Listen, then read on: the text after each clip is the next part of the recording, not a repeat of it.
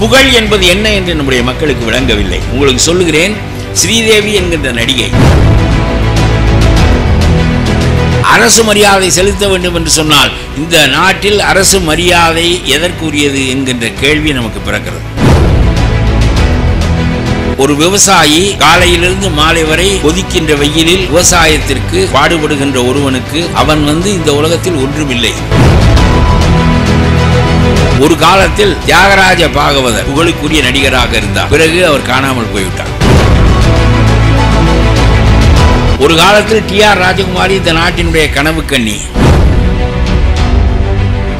If one is replaced by somebody, it is not real fame. ஒருவரை இன்னொருவர் அகற்றிவிட முடியும் என்றால் அது புகழ் இல்லை. கருப்பை புற்றுநோய் குறித்த சந்தேகங்களுக்கான தங்கம் ஹோப்பை இலவசமாய் அணுகுங்கள். புகழ் என்பது என்ன என்று நம்முடைய மக்களுக்கு விளங்கவில்லை. உங்களுக்கு சொல்லுகிறேன், ஸ்ரீதேவி என்கின்ற நடிகை கொஞ்ச காலத்திற்கு முன்னால், சில மாதங்களுக்கு முன்னால் காலமாகிவிட்டார். அவர் நல்ல நடிகை, 16 வயதில் நடித்தவர், நல்ல சிறப்பான நடிகை, பார்ப்பதற்கு அழகாக இருப்பார், நாட்டியமாட தெரிந்தவர் என்பதெல்லாம் வேறு. அவர் இறந்த அன்று அவர் எப்படி இறந்தார் என்பது கூட முக்கியமில்லை. அவர் குளியலறைக்கு போனார், தொட்டியில் தண்ணீர் நிரம்ப இருந்தது, அவர் ஏதோ மயக்க நிலையில் இருந்தார் என்று சொல்லுகிறார்கள். ஆகவே அவர் இறங்கினார், வடிக்கு விழுந்தார், எந்திரிக்க முடியவில்லை, அந்த தொட்டி தண்ணீரிலேயே அவர் மூழ்கி இறந்து போய்விட்டார். அது முக்கியமில்லை. அவருக்கு பம்பாய் அரசாங்கம் அரசு மரியாதை செலுத்தியது, ஸ்டேட் ஹானர். துப்பாக்கிகளால் வெடித்து இராணுவம் முன்னின்று அவருடைய அடக்கம் நடைபெற்றது, தேசிய கொடி போர்த்தி. அது யாருக்கு நாம் செய்வது வழக்கம் என்றால் பெரும்பாலும் முதலமைச்சர்களுக்கு செய்வது வழக்கம்.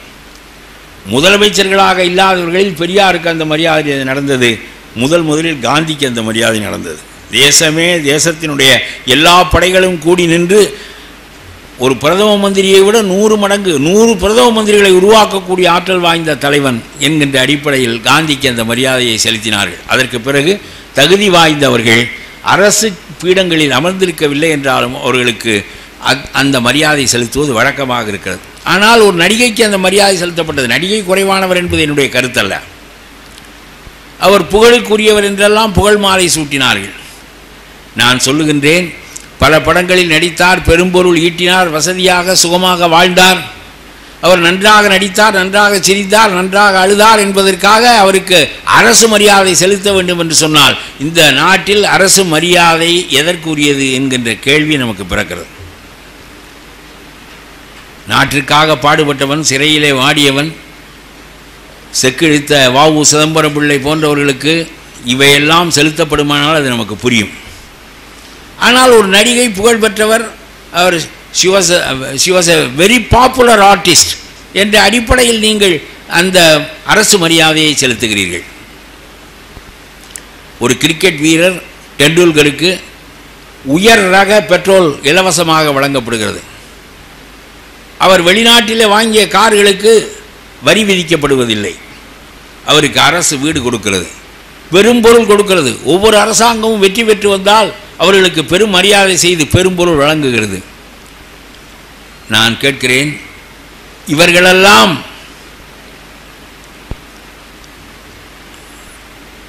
ஒரு விவசாயி காலையிலிருந்து மாலை வரை கொதிக்கின்ற வெயிலில் விவசாயத்திற்கு பாடுபடுகின்ற ஒருவனுக்கு அவன் இந்த உலகத்தில் ஒன்றுமில்லை. அவன் ப்ரொடக்டிவ் ஃபோர்ஸ். அவன்தான் உற்பத்தியினுடைய ஆதாரம். விவசாயி தான் உற்பத்தியினுடைய ஆதாரம்.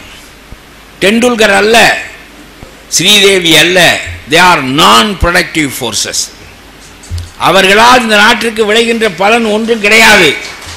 அவர்கள் வசதியாக வாழ்ந்தார்கள், பெருஞ்சம்பளம் பெற்றார்கள் என்பதை தவிர they are non productive forces. Our farmers are productive forces, our weavers are productive forces. ஆனால் இவர்களெல்லாம் தேடுவாரற்று போகிறார்கள். அவர்களுக்கு தேசிய கொடி போர்த்தப்படுகிறது என்று சொன்னால் புகழ் சரியாக புரிந்து கொள்ளப்படவில்லை என்பதுதான் பொருள். நான் ஒன்று சொல்லுகிறேன், இந்த புகழ் நிற்காத புகழ் என்பதற்காக ஒன்று சொல்லுகிறேன். ஒரு காலத்தில் தியாகராஜ பாகவதர் புகழுக்குரிய நடிகராக இருந்தார். பிறகு அவர் காணாமல் போய்விட்டார். அவரை இப்பொழுது நினைவு கூறுவார் யாரும் இல்லை. அவருடைய படம் எப்பொழுதாவது போடப்பட்டால் ஐயோ இந்த படமா என்று சொல்லிவிட்டு, ஒரு காலத்தில் மிகச்சிறந்த நடிகர் அவர், இந்த படமா என்று ஒதுங்கிக் கொள்கிறார்கள் இன்றைய இளைஞர்கள்.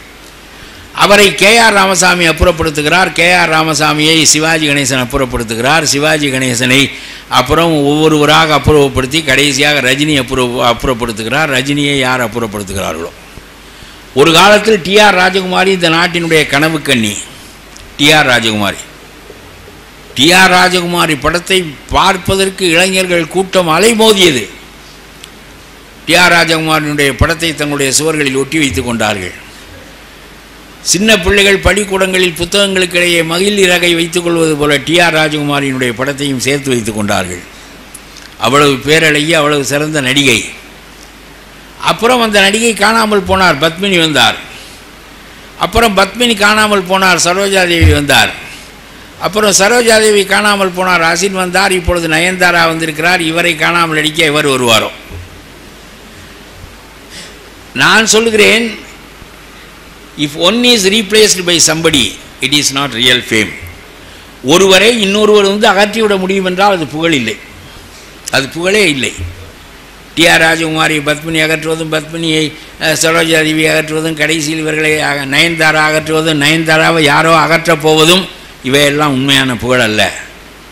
2000 ஆண்டுகளுக்கு முன்னாலே வாழ்ந்த வள்ளுவனினுடைய புகழை யாரும் அகற்ற முடிந்ததா? மிகச்சிறந்த கொடைஞனான பாரியினுடைய புகழை இன்னொருவன் அகற்ற முடிந்ததா? மிகச்சிறந்த வீரனான ஆரியப்படை கலந்த நெடுஞ்செழியனுடைய புகழை இன்னொருவன் அகற்ற முடிந்ததா? அவருடைய புகழ்களும் இருக்கின்றன, பிறருடைய புகழ்களும் இருக்கின்றன. ஒருவருடைய புகழை இன்னொருவர் அகற்றி விடுவார் என்றால் முன்னவர் பெற்றது புகழ் இல்லை, அது வெறும் பாப்புலாரிட்டி. அவர் அறியப்பட்டவர், அவ்வளவுதான். இந்த மைக் செட்டுக்காரன் கூட பல கூட்டம் நடத்துகிறவர்களால் அறியப்பட்டிருப்பான். நல்ல மைக் செட்டு போடுவேன், அது வேறு. தொடர்புடையவர்களால் அறியப்பட்டிருப்பது என்பது வேறு. நோன் மேன் என்பது வேறு, பாப்புலர் மேன் என்பது வேறு, ஃபேம் என்பது வேறு. உங்களுக்கு சொல்லுகிறேன், 4 காரணமாக வருகின்ற புகழ்கள் தான் அகற்றப்பட முடியாதவை. அவைதான் உண்மையான புகழ் என்று நம்முடைய தொல்காப்பியம் சொல்லுகிறது. ஒன்று, அறிவினால் வருகின்ற புகழ். வள்ளுவன் அறிவினால் புகழ் பெற்ற காரணத்தினால் பிற அறிவு பெற்றவர்கள் பக்கத்தில் அமர்ந்தார்களே தவிர அவனை அகற்றிவிட்டு இவர்கள் அமர முடியாது. வள்ளுவன் புகழும் இருக்கும், காந்தியினுடைய புகழும் இருக்கும், அண்ணாவினுடைய புகழும் இருக்கும், எல்லாருடைய புகழும் இருக்கும், அவரவர்களுக்குரிய இடத்தில் இருக்கும். அறிவினால் அடைகின்ற புகழை நீங்கள் அடைந்து விட்டால் இன்னொருவர் உங்களை அகற்ற முடியாது. அவர் பக்கத்தில் தான் நாற்காலி ஓட்டு உட்கார முடியும். கொடையினால் வருகின்ற புகழை இன்னொருவன் அகற்ற முடியாது. பாரியினுடைய புகழ் அகற்றப்படவில்லை, அதியமானுடைய புகழ் அகற்றப்படவில்லை. அவர்களெல்லாம் பெரும் கொடையாளிகளாக நினைவு கூறப்படுகிறார்கள். அறிவின் காரணமான புகழை அகற்ற முடியாது, கொடையின் காரணமான புகழை அகற்ற முடியாது. இன்றைக்கு அழகப்ப செட்டியார் இருக்கிறார், வள்ளல். பச்சையப்ப முதலியார் இருக்கிறார், வள்ளல். இதுபோல எத்தனையோ பெருங்காரியங்களை செய்தவர்களெல்லாம் ஊரளவுக்கு செய்தவர்கள் ஊரால் நினைக்கப்படுவார்கள். அறிவின் காரணமாக வருகின்ற புகழ், கொடையின் காரணமாக வருகின்ற புகழ் 2, வீரம் அல்லது தியாகத்தினால் வருகின்ற புகழ் 3. மகாத்மா காந்தியினுடைய புகழை பகத்சிங் அளிக்க முடியாது, பகத்சிங் புகழை சுபாஷ் சந்திர போஸ் அளிக்க முடியாது. ஆரியப்படை கடந்த நெடுஞ்செழியனுடைய புகழை மகாத்மா காந்தி அளிக்க முடியாது. இவர்களெல்லாம் வீரத்தினால் தியாக சிறந்திருக்கிறார்கள் என்றால் அடுத்து வருகிற தியாகிகள் பக்கத்தில் அமர்வார்களே தவிர அவர்களை அகற்றிவிட்டு இவர்கள் அகர்வதில்லை. டிஆர் ராஜகுமாரியை அகற்றிவிட்டு பத்மினி வந்தது போல. ஆகவே சொல்லுகிறேன், அறிவினால் வருகின்ற புகழ், கொடையினால் வருகின்ற புகழ், தியாகம் அல்லது வீரத்தினால் வருகின்ற புகழ்தான் நிலையானவை. தொல்காப்பியனிடம் நம்மை போல சாதாரணமான ஒரு ஆள் கேட்டார், நம்முடைய நாகை நாகராஜனை போல, ஏயா எல்லாம் இப்படி இவங்களுக்கே சிம்மாசனம் கொடுத்துட்டு என்ன அப்புறம் நாங்கள்லாம் இருந்து பிறந்து வளர்ந்து எங்களுக்கெல்லாம் ஒரு மரியாதையும் இல்லையா என்று கேட்டால் வள்ளுவன் சொன்னான், பிறர் பழிக்காமல் வாழ ஒரு மனிதனால் முடியும் என்றால் அவன் அறிந்த கூட்டத்தில் அவன் புகழுக்குரியவன் என்று சொல்லிவிட்டான்.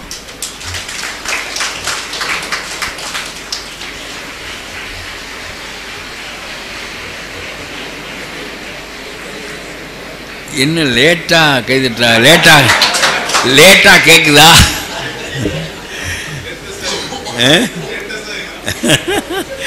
அதனால இதுதான் உண்மையான புகழ். இந்த 4 வகைக்குள் ஒன்றாக நாம் ஆக வேண்டும். பெரும் பணம் இருந்தால் கொடுக்கலாம், பேரறிவு இருந்தால் அந்த புகழை பெறலாம், இல்லை பெரும் வீரம் தியாகம் நம்மால் செய்ய முடியும் என்றால் அதற்கு உரியவராகலாம். இல்லாவிட்டால் யாருக்கும் நல்லது செய்தல் ஆற்றீராயினும் அல்லது செய்தல் ஓம்புமின் என்று தமிழ் சொல்லும். நல்லதே செய்ய முடியவில்லை என்றாலும் கெட்டது செய்யாமல் ஒருவன் வாழ்ந்து விட்டு போனால் அவன் பெருமைக்குரியவன், புகழுக்குரியவன். இவ்வளவு தமிழ் எவ்வளவு ஆழமாக சிந்தித்து நம்முடைய கருத்துக்களை விதைத்திருக்கிறது என்று பாருங்கள். அந்த தமிழினுடைய அருமை நம்முடைய ஆட்களுக்கு, நம்முடைய இன்றைய தலைமுறைக்கு கொஞ்சம் அவ்வளவாக தெரியவில்லை. நீங்களெல்லாம் ஆசிரியர்களாக போய் நாளைக்கு பாடம் நடத்தப் போகின்றவர்கள் என்கின்ற காரணத்தினால் நான் இந்த ஆசிரியை பெருமக்களாக இருக்கிற மாணாக்கியர்களுக்கு நான் சிலவற்றை சொல்ல விரும்புகிறேன். நல்ல ஆசிரியரை பெற்ற பள்ளி உண்மையிலே சிறக்கும். ஒரு பள்ளியினுடைய சிறப்பு அதனுடைய கட்டிடத்தால் அல்ல, நல்ல பள்ளியினுடைய பெருமை அந்த ஆசிரியர்களால். 560 பொறியியல் கல்லூரிகளில் 40வது இடத்தை நம்முடைய ஐசக் நியூட்டன் கல்லூரி பொறியியல் கல்லூரி பெற முடிந்ததென்றால் நடத்துகின்ற நிர்வாகத்திறன் ஒரு பக்கம் இருந்தாலும் பயிற்றுவிக்கின்ற ஆசிரியர்கள் திறன்தான் இந்த மாணவர்களை இந்த நிலைக்கு ஊக்கியிருக்கிறது. கருப்பை புற்றுநோய் குறித்த சந்தேகங்களுக்கான தங்கம் ஹோப்பை இலவசமாய் அணுகுங்கள்.